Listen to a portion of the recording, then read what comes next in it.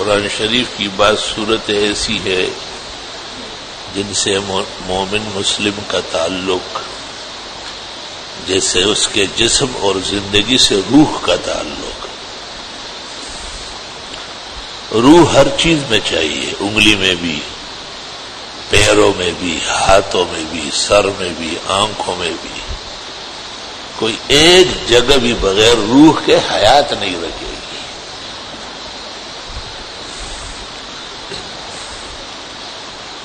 اس میں سب سے بنیادی چیز تو سورہ فاتحہ ہے. مفسرین کہتے ہیں فاتحہ تو کل خیر و سعادہ، ہر خیر اور سعادت کا پیش خیمہ ہے.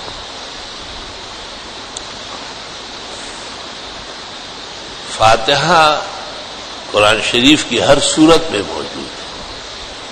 بقرہ سے لے کے والناس تک فاتحہ موجود ہے. مفسرین کہتے ہیں فاتحہ توجد فی کل سورہ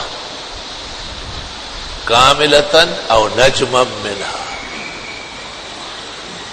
بصائر ذوی التمیز بلطائف کتاب اللہ العزیز مجد الدین فیروز آبادی.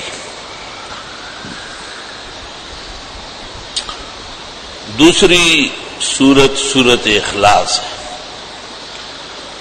جو ثلث قرآن ہے اور 3 دفعہ پڑھنے سے قرآن شریف کا ثواب ملتا ہے. مفسرین اور محدثین کا اس پر اجماع ہے.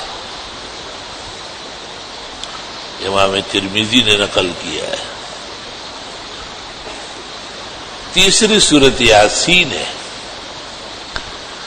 الا ان لکل شیء قلبا وقلب القرآن یاسین. ہر چیز کا ایک دل ہوتا ہے، قرآن شریف کا دل سورت یاسین. ہر چڑ دے قرآن ہم سورت یاسین آیا.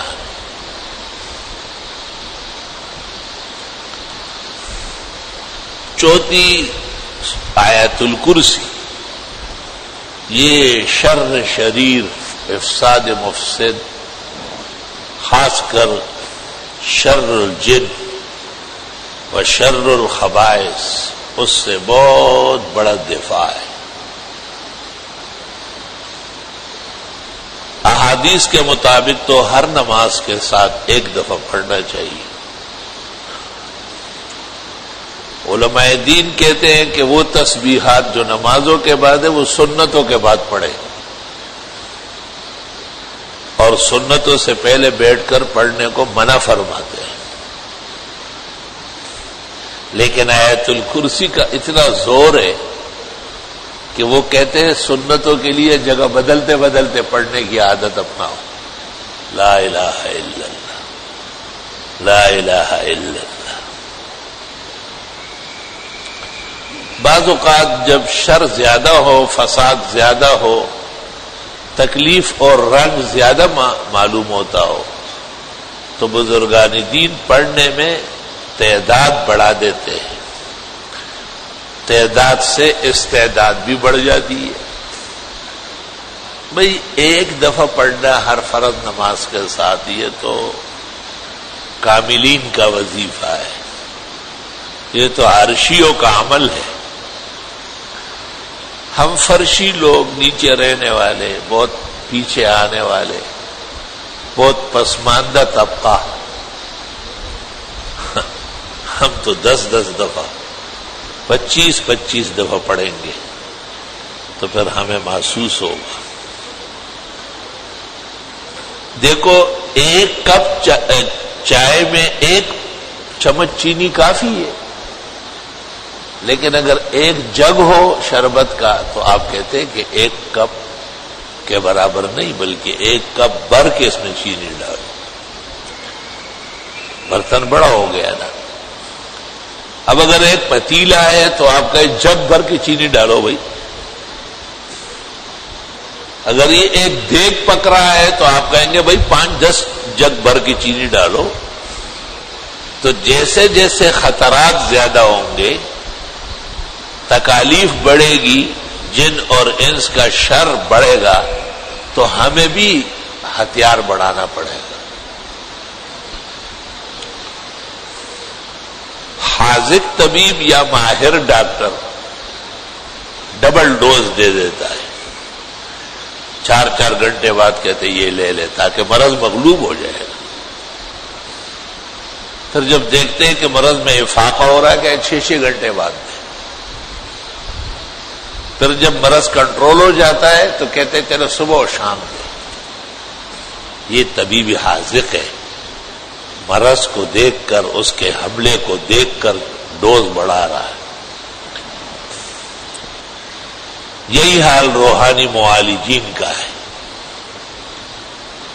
طالب علم جب نیا پڑھتا ہے، استاد اس کو کہتے ہیں یہ آیت 100 بار پڑھو، یہ 150 مرتبہ پڑھو، تو اتنے پڑھنے سے ذہن نشین ہو جاتی ہے۔ پھر ایسا وقت آ جاتا ہے کہ اس کو ایک دفعہ بھی نہیں کہتے، خالی سبق دے دیتا ہے اور چند منٹوں میں یاد کر کے واپس آتا ہے۔ مشق اتنی ہو جاتی ہے، حافظہ اتنا قوی ہو جاتا ہے۔ بعض سبق ایسا ہے جو بھولنے کا نہیں ہے، زندگی کا وظیفہ ہے۔ بھولنا بھی بد نصیبی ہے، کان ندرنا بھی شوم قسمت ہے۔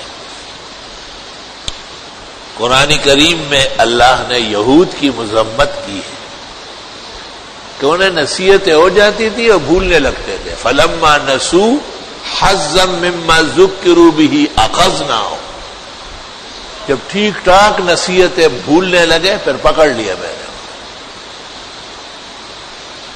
اس سے علماء نے استدلال کیا ہے کہ سبق یاد نہ کرنے والے طالب کے ساتھ سختی جائز ہے، قرآن سے ثابت ہے۔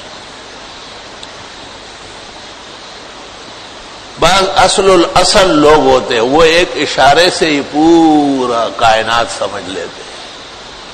بعض متوسط ہوتے ہیں، ان کو تنبیہ کی ضرورت ہے، اور بعض بدبختان فرش اور عرش ہوتے ہیں، بد نصیب ہوتے ہیں۔ وہ نہ نبی سے فائدہ لیتے اور نہ ولی سے۔ نبی الانبیاء اور رسول المرسلین صلی اللہ علیہ وسلم آئے اور چلے گئے، ایسے بد نصیب تھے جو وہی کفار رہے اور کفار مرے۔ اللہ تعالیٰ سے دعا کرنا چاہیے کہ اللہ ہماری قسمتیں بہترین بنائے، اور یا اللہ ہمیں دینی شعور کی قدر دے دے۔ تھوڑا سبق ہو، زیادہ عمل ہو۔ عمل اصل میں پھلدار درخت ہے، عمل ہی پھولوں سے بھرا ہوا پودا ہے، عمل ہی درخت اور پودے کی قدر پیدا کرتا ہے۔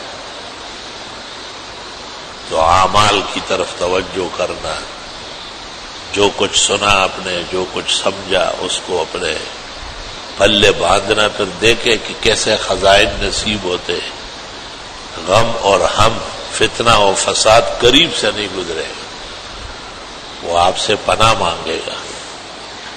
وَإِذَا كُنْڈِ زویا وَسُخُ بویا، تم میں اتنا کمال بھی تو ہو، کوئی ایسا کمال والا کام بھی تو کیا ہو۔ بس زندگی خالی آنے جانے اور کھانے پینے اور نان بخور اور ڈر بزر، یہ کوئی زندگی ہے؟ یہ تو حیوانات کی زندگی ہے، مقصد حیات ہی نہیں۔ انبیاء و مرسلین پر یقین کرنے والا اور اللہ پر توکل کرنے والا وہ زندگی کو بیش قیمت بناتے اور وہ اعمال سے۔ الحمدللہ۔